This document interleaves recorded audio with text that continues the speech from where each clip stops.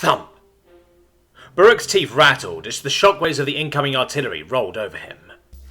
He hadn't slept in over 3 cycles, as this cack-spawn bombardment never ceased, from star-rise to star-fall. Even here, deep within this ancient mine, the percussive force of the projectile shook him to his core with each strike.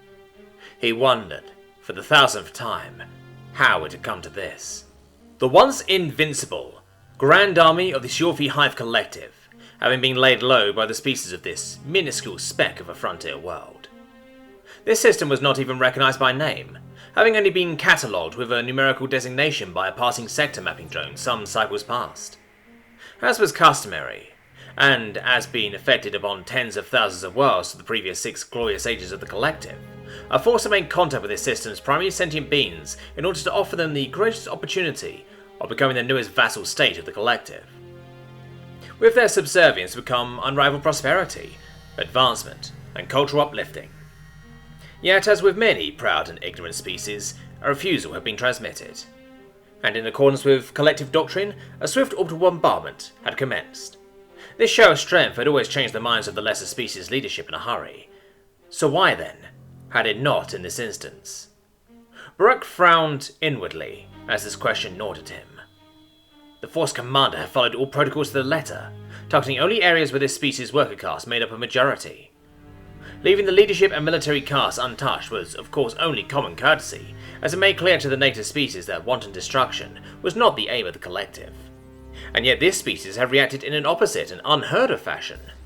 Their entire military had mobilized in short order, and while our technology far outclassed theirs, the sheer volume and brute force of their ordnance, tactics and manpower caught us off guard.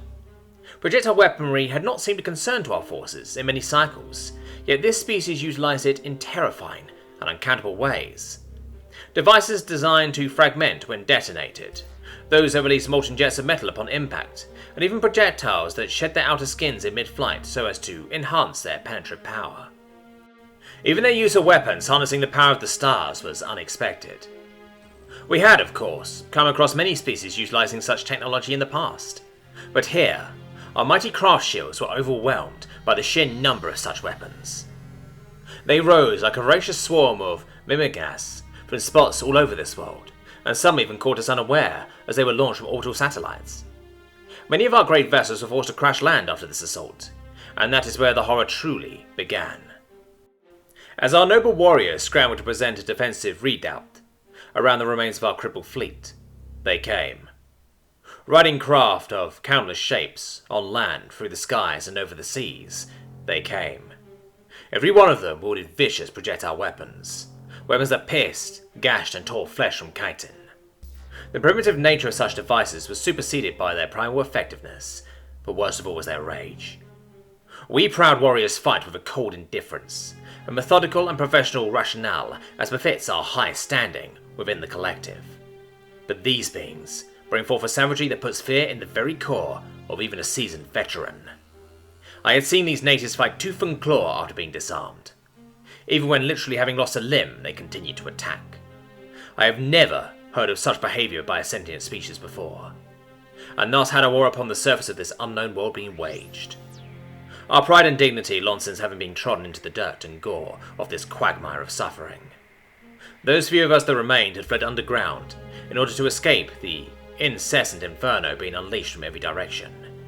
And now it looked like we had merely chosen our burial crypts, as any hope of escape seems but a memory. Baruch had served as a data transference specialist before landing here. He had been monitoring this species' coded communications since their refusal to submit. He had learned 2 things of his own merit since then. One was the name of the species. They called themselves humans. The other information was obtained soon after the orbital bombardment. Amongst the coded clutter, he learned 2 words. Total war.